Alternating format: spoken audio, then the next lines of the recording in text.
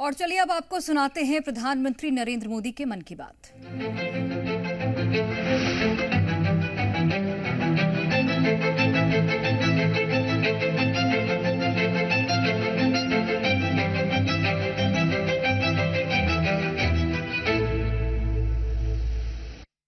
मेरे प्यारे देशवासियों, नमस्कार। मन की बात में आपका स्वागत है, अभिनंदन है। मन की बात देश और देशवासियों की उपलब्धियों को सामने लाने का एक मजबूत प्लेटफॉर्म है। देश ने ऐसी ही उपलब्धि अभी दिल्ली में हुई ग्लोबल एआई इम्पैक्ट समिट के दौरान देखी। कई देशों के नेता, उद्योग जगत के लीडर्स, इनोवेटर्स और स्टार्टअप सेक्टर से जुड़े लोग एआई इम्पैक्ट समिट के लिए भारत मंडपम में एकत्र हुए। आने वाले समय में एआई की शक्ति का उपयोग दुनिया किस प्रकार करेगी, इस दिशा में यह समिट एक टर्निंग पॉइंट साबित हुई है। साथियों, समिट में मुझे वर्ल्ड लीडर्स और टेक सीईओ से मिलने का भी अवसर मिला। एआई समिट की एग्जीबिशन में मैंने वर्ल्ड लीडर्स को ढेर सारी चीजें दिखाई। मैं दो बातों का विशेष रूप से उल्लेख करना चाहता हूं। समिट में इन दो प्रोडक्ट्स ने दुनिया भर के लीडर्स को बहुत प्रभावित किया। पहला प्रोडक्ट अमूल के बूथ पर था। इसमें बताया गया कि कैसे एआई जानवरों का इलाज करने में हमारी मदद कर रही है और कैसे 24/7 एआई असिस्टेंट की मदद से किसान अपनी डेयरी और जानवर का हिसाब रखते हैं। साथियों, दूसरा प्रोडक्ट हमारी संस्कृति से संबंधित था।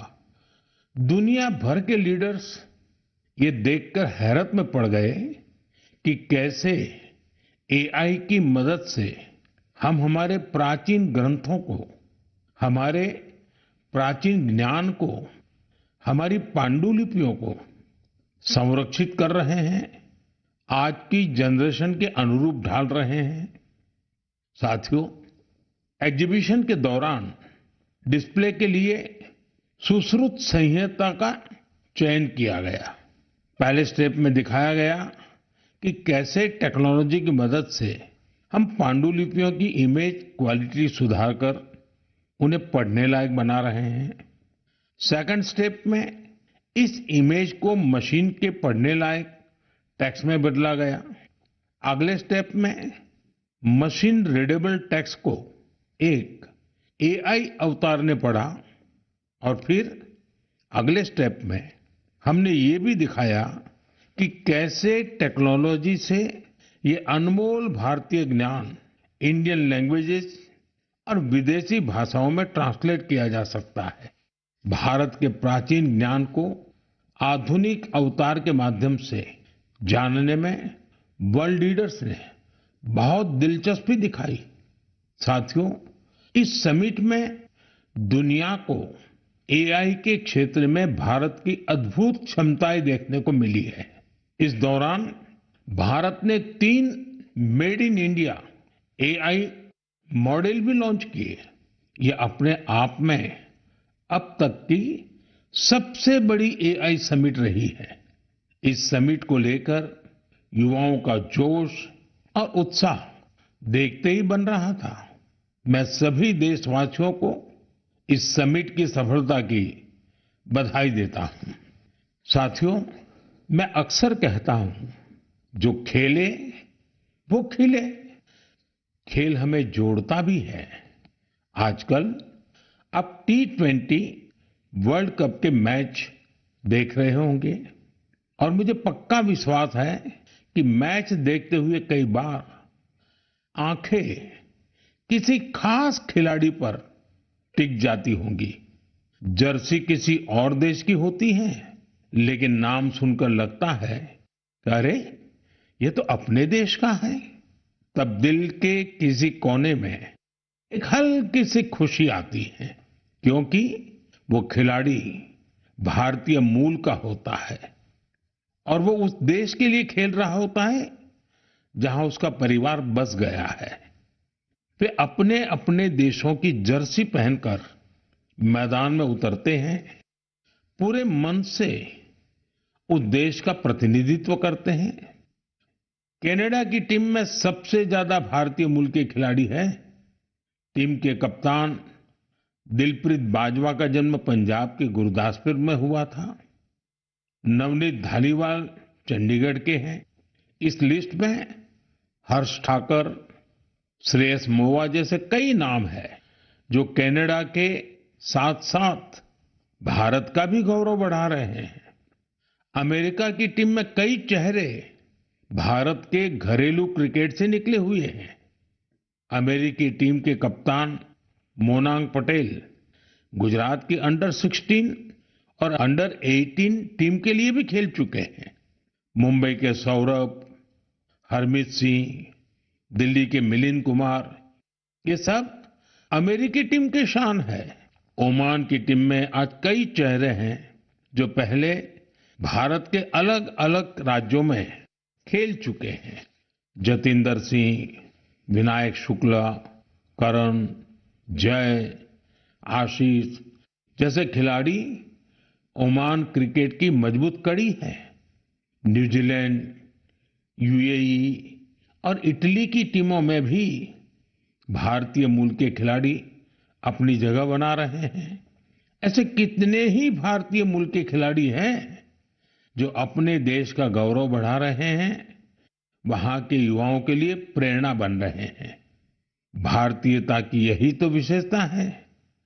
भारतीय जहां भी जाते हैं अपनी मातृभूमि की जड़ों से जुड़े रहते हैं और अपनी कर्मभूमि यानी जिस देश में रहते हैं उसके विकास में भी सहयोग करते हैं। मेरे प्यारे देशवासियों, किसी भी माता पिता के लिए अपने बच्चे को खोने से बड़ा दुख कुछ और हो ही नहीं सकता। छोटे से बच्चे को खोने का दुख तो और भी गहरा होता है।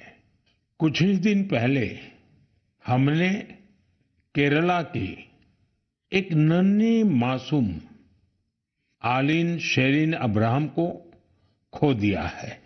महज 10 महीनों में वो इस दुनिया से चली गई। कल्पना कीजिए, उसके सामने पूरी जिंदगी थी जो अचानक खत्म हो गई। कितने ही सपने और खुशियां अधूरी रह गई। उसके पेरेंट्स जिस पीड़ा से गुजर रहे होंगे उसे शब्दों से व्यक्त नहीं किया जा सकता है। लेकिन इतने गहरे दर्द के बीच भी आलिन के पिता अरुण अब्राहम और मां शेरिन ने एक ऐसा फैसला लिया जिससे हर देशवासी का हृदय उनके प्रति सम्मान से भर गया है। उन्होंने आलिन के अंगदान का फैसला किया। इस एक फैसले से पता चलता है कि उनकी सोच कितनी बड़ी है और व्यक्तित्व कितना विशाल। एक तरफ वे अपनी बच्ची को खोने के शोक में डूबे थे, तो वहीं दूसरों की मदद का भाव भी उनमें भरा था। वे चाहते थे कि किसी भी परिवार को ऐसा दिन देखना न पड़े। आलिन शेरिन अब्राहम आज हमारे बीच नहीं है, लेकिन उसका नाम देश के कम उम्र की ऑर्गन डोनर्स में जुड़ गया है। साथियों, इन दिनों भारत में ऑर्गन डोनेशन को लेकर जागरूकता लगातार बढ़ रही है। इससे उन लोगों की मदद हो रही है जिन्हें इसकी जरूरत है। इसके साथ ही देश में मेडिकल रिसर्च को भी बल मिल रहा है। इस दिशा में कई संस्थाएं और लोग असाधारण कार्य कर रहे हैं। साथियों, केरला की आलिन की तरह ही ऐसे बहुत से लोग हैं जिन्होंने ऑर्गन डोनेशन के जरिए किसी को दूसरा जीवन दिया है। जैसे दिल्ली की लक्ष्मी देवी जी हैं, उन्होंने बीते वर्ष केदारनाथ की यात्रा की। इसके लिए उन्हें 14 किलोमीटर की ट्रैकिंग करनी पड़ी। आपको ये जानकर हैरानी होगी कि उन्होंने यह यात्रा हार्ट ट्रांसप्लांट के बाद की। उनका हार्ट केवल 15% ही काम कर रहा था। ऐसे में उन्हें एक डोनर का हार्ट मिला, जिसकी मृत्यु हो गई थी। इसके बाद तो उनका जीवन ही बदल गया। पश्चिम बंगाल के गौरांग बनर्जी 2 बार नाथुला गए हैं। ये समुद्र तल से 14,000 फीट की ऊंचाई पर है। और खास बात यह है कि उन्होंने ये उपलब्धि लंग ट्रांसप्लांट के बाद हासिल की। राजस्थान में सीकर के रामदेव सिंह जी को किडनी ट्रांसप्लांट कराना पड़ा था। आज वे स्पोर्टिंग एक्टिविटी में कमाल कर रहे हैं। साथियों, आपको इस तरह के बहुत से प्रेरक उदाहरण देखने को मिल जाएंगे। इससे यह बात फिर साबित होती है कि किसी एक की नेक पहल न जाने कितने लोगों की जिंदगी बदल सकती है। मैं उन सभी लोगों के हृदय से सराहना करता हूं जिन्होंने ऐसे नेक कार्य किए हैं। मेरे प्यारे देशवासियों, आजादी के अमृत महोत्सव के दौरान मैंने लाल किले से पंच प्राणों की बात कही थी। उनमें से एक है गुलामी की मानसिकता से मुक्ति। आज देश गुलामी के प्रतीकों को पीछे छोड़कर भारत की संस्कृति से जुड़ी चीजों को महत्व देने लगा है। इस दिशा में हमारे राष्ट्रपति भवन ने भी एक महत्वपूर्ण कदम उठाया है। कल यानी 23 फरवरी को राष्ट्रपति भवन में राजाजी उत्सव मनाया जाएगा। इस अवसर पर राष्ट्रपति भवन के केंद्रीय प्रांगण में श्री राजगोपालाचारी जी की प्रतिमा का अनावरण किया जाएगा। वे स्वतंत्र भारत के पहले भारतीय गवर्नर जनरल थे। वे उन लोगों में थे जिन्होंने सत्ता को पद की तरह नहीं, सेवा की तरह देखा।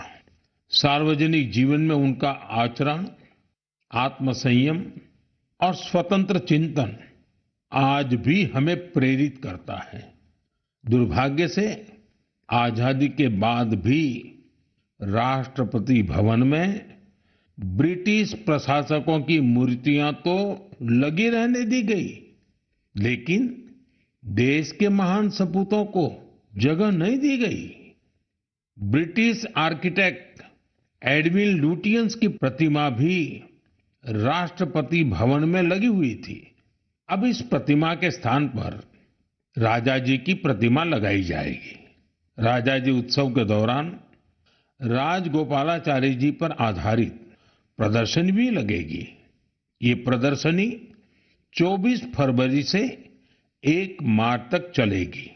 मौका निकालकर आप भी इसे देखने जरूर जाइएगा। मेरे प्यारे देशवासियों, मन की बात में मैंने आपसे डिजिटल अरेस्ट पर विस्तार से बात की है। इसके बाद देश में डिजिटल अरेस्ट और डिजिटल फ्रॉड को लेकर हमारे समाज में काफी जागरूकता आई, लेकिन अभी भी हमारे आसपास ऐसी घटनाएं हो रही हैं जो अक्षम्य है। निर्दोष लोगों को डिजिटल अरेस्ट और फाइनेंशियल फ्रॉड का निशाना बनाया जा रहा है। कई बार पता चलता है कि किसी सीनियर सिटीजन की जीवन भर की कमाई ठग ली गई। कभी किसी उन पैसों की ठगी हो जाती है जो उसने बच्चों की फीस जमा करने के लिए बचाए थे। कारोबारियों से धोखाधड़ी की खबरें भी हमें देखने को मिलती हैं। कोई फोन करता है और कहता है, मैं एक बड़ा अधिकारी हूं, आपको कुछ डिटेल्स शेयर करनी होगी। इसके बाद भोले भाले लोग ऐसा ही कर बैठते हैं।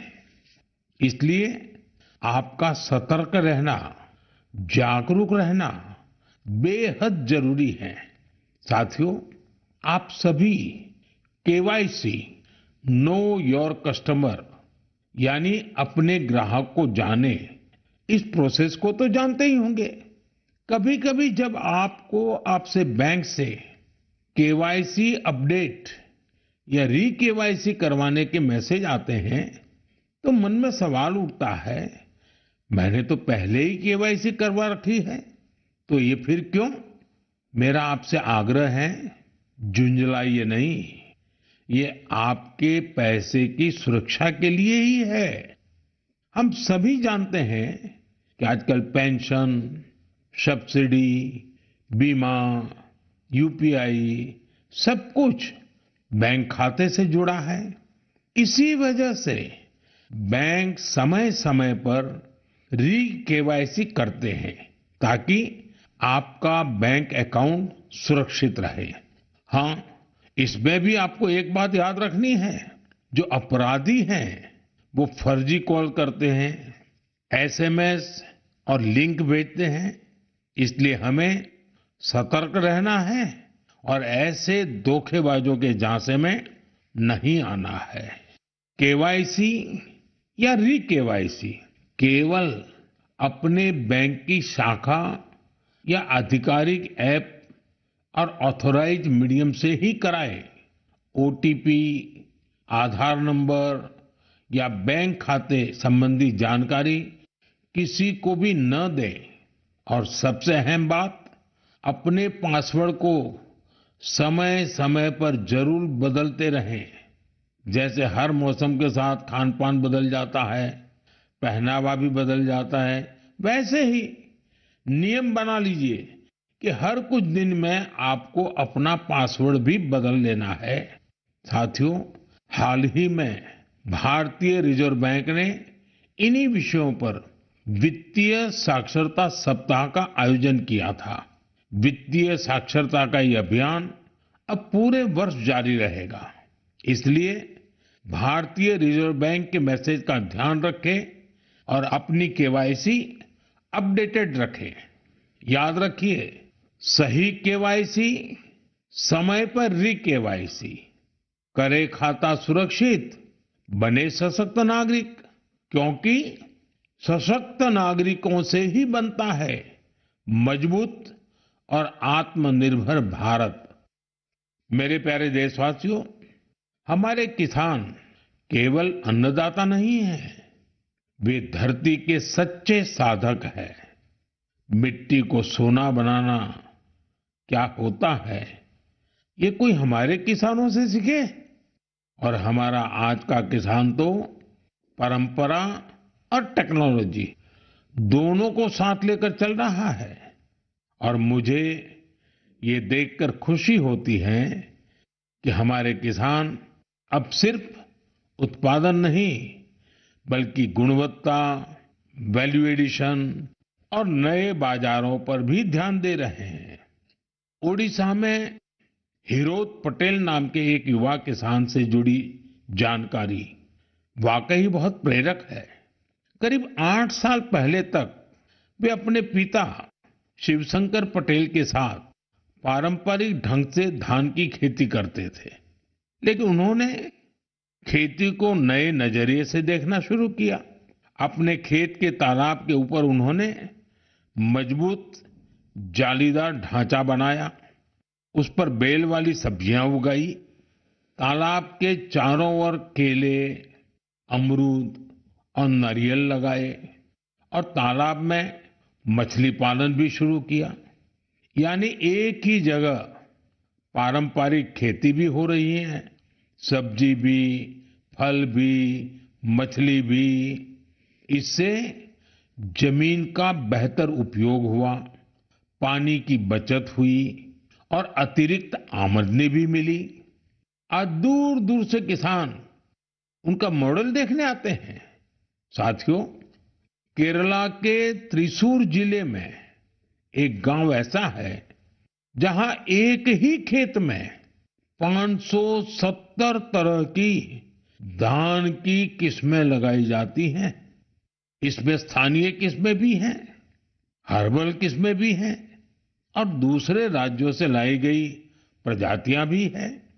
ये केवल खेती नहीं, बीजों की विरासत को बचाने का महाअभियान है।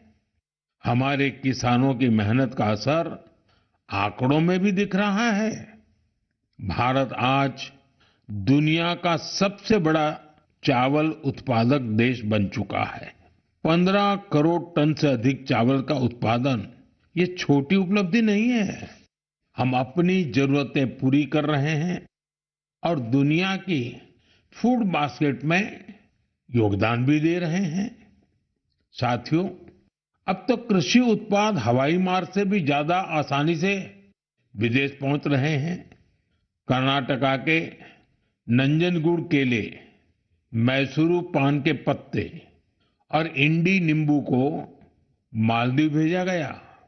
ये उत्पाद अपने स्वाद और गुणवत्ता के लिए जाने जाते हैं और इन्हें जीआई टैग भी मिला है। आज का किसान क्वालिटी भी चाहता है, क्वांटिटी भी बढ़ा रहा है और अपनी पहचान भी बना रहा है। मेरे प्यारे देशवासियों, पिछले वर्ष इसी समय महाकुंभ की अद्भुत तस्वीरें आपको जरूर याद होगी। संगम के तट पर उमड़ता जनसागर, आस्था का अथाह प्रवाह और स्नान के उस पावन क्षण में जैसे भारत अपनी सनातन चेतना से साक्षात्कार कर रहा था। साथियों, महाकुंभ की वही धारा, वही माघ का महीना, वही श्रद्धा का स्वर जब उत्तर से दक्षिण की ओर बढ़ता है तो एक नई पहचान ले लेता है। साथियों, केरला की धरती पर भारत पूजा नदी के किनारे तिरुनावाया में सदियों पुरानी एक परंपरा रही है, मामंगम। इसे कई लोग महामाघ महोत्सव या केरला कुंभ भी कहते हैं। माघ के महीने में पवित्र नदी में स्नान और उस क्षण को जीवन का अमिट स्मरण बना लेना, यह इसकी आत्मा है। समय के साथ यह परंपरा जैसे ओझल हो गई थी। करीब 250 वर्षों तक यह आयोजन उसी भव्यता में नहीं हुआ था जैसे पहले हुआ करता था। लेकिन आज अपनी विरासत को फिर से पहचान रहे हमारे देश में इतिहास ने फिर करवट ली है। इस बार बिना किसी बड़ी घोषणा के केरला कुंभ का सफल आयोजन हुआ। लोगों ने इसके बारे में एक ने दूसरे को बताया, कानों कान बात पहुंचती गई और देखते ही देखते श्रद्धालु तिरुनावाया पहुंचने लगे। साथियों, महाकुंभ हो या केरला कुंभ, ये केवल स्नान का पर्व नहीं है, यह स्मृति का जागरण है, यह संस्कृति का पुनर्स्मरण है। उत्तर से दक्षिण तक नदियां भले अलग हो, किनारे भले अलग हो, पर आस्था की धारा एक ही है, यही भारत है। साथियों, हमारे देश में ऐसे लोग हमेशा जनता के दिलों में बसे रहते हैं, जिन्होंने समाज के कल्याण के लिए काम किया होता है, जिन्होंने अपने नेक कार्यों में जनता को प्राथमिकता दी होती है। अम्मा जयललिता जी ऐसी ही एक लोकप्रिय लीडर थी। 24 फरवरी उनके जन्मदिन का अवसर होता है। तमिलनाडु के लोगों का उनसे लगाव कितना गहरा था, यह मुझे आज भी राज्य के दौरे में दिखता है। अम्मा जयललिता जी का जिक्र होते ही तमिलनाडु के लोगों के चेहरे खिल उठते हैं। हमारी नारी शक्ति का जुड़ाव तो उनसे और विशेष रहा है। ऐसा इसलिए भी है क्योंकि सरकार में रहते हुए उन्होंने माताओं, बहनों और बेटियों के लिए कई सराहनीय प्रयास किए। राज्य में कानून व्यवस्था को दुरुस्त रखने के लिए भी उन्होंने बहुत ठोस कदम उठाए थे। देशभक्ति की भावना उनमें कूट-कूट कर भरी थी। इसके साथ ही भारत की सांस्कृतिक विरासत पर उन्हें बहुत गर्व था। अम्मा जयललिता जी के साथ हुई हर मुलाकात, हर प्रकार की बातचीत मेरे मन में आज भी ताजा है। वे गुजरात में 2002 और 2012 में हुए मेरे 2 शपथ ग्रहण समारोह में भी शामिल हुई थी, जब हम दोनों अपने अपने राज्य में मुख्यमंत्री थे। तब गुड गवर्नेंस जैसे विषयों पर अक्सर हमारे बीच बातचीत होती रहती थी।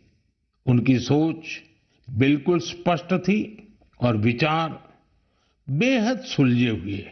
यह उनकी एक बड़ी खासियत थी।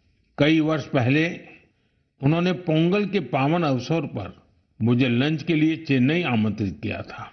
स्नेह से भरा उनका वो भाव मेरे लिए अविस्मरणीय रहेगा। एक बार फिर मैं उन्हें विनम्र श्रद्धांजलि अर्पित करता हूं। जयललिता अवरगड़क ये निनयवांजलिगल समुदाय तीर्क अवर अट्रिय सेवई एंड्रूम निनयविल इरुक्कुम। मेरे प्यारे देशवासियों, अब मैं बात करूंगा अपने प्यारे छोटे होनहार बच्चों से, उन बच्चों से जिनका इस समय एग्जाम चल रहा है। मुझे उम्मीद है आपने इस महीने की शुरुआत में परीक्षा पे चर्चा देखी होगी और आपको उससे कुछ सीखने को भी मिला होगा। लेकिन मैं फिर भी पूछूंगा, पढ़ाई की ज्यादा टेंशन तो नहीं ले रहे हैं ना आप? मेरे प्यारे बच्चों, आप तो एग्जाम वॉरियर है। मुझे विश्वास है आप सभी पूरे मन से इम्तिहान की तैयारियों में लगे होंगे। हाँ, ऐसे समय में मन में थोड़ी शंका आना भी स्वाभाविक है।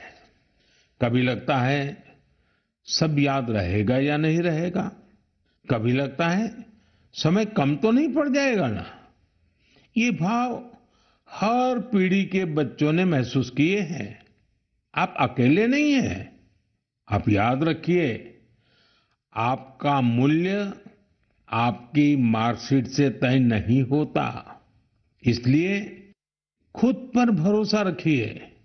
जो पढ़ा है उसे पूरे मन से लिखिए और जो नहीं आया उस एक सवाल को अपने मन पर हावी मत होने दीजिए।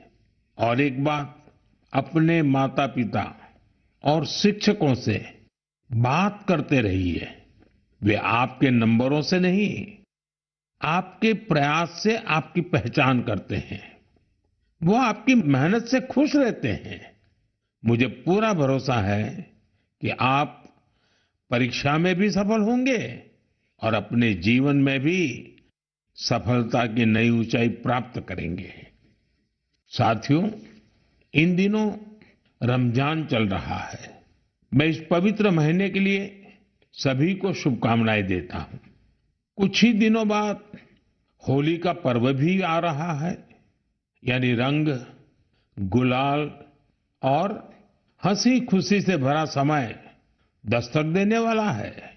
आप सभी अपने परिवार और अपनों के साथ खुशी के साथ सारे त्योहार मनाएं। और हाँ, कुछ मंत्र हमेशा याद रखें, जैसे वोकल फॉर लोकल।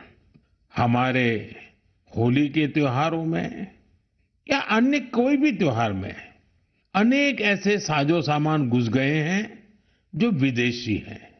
इन्हें त्योहारों से दूर रखिए, होली से भी दूर रखिए, स्वदेशी अपनाइए। जब आप स्वदेशी खरीदते हैं तो देश को आत्मनिर्भर बनाने के अभियान में भी मदद करते हैं। साथियों, मुझे हर महीने मन की बात के लिए आपके ढेरों सुझाव मिलते हैं। आपके भेजे गए संदेशों से हमें देश के कोने कोने में छिपी अद्भुत प्रतिभाओं के बारे में पता चलता है। निजी स्वार्थ से उठकर समाज के लिए कुछ करने की अनेक प्रेरणादायी गाथाएं आपके माध्यम से देश भर के लोगों तक पहुंची हैं।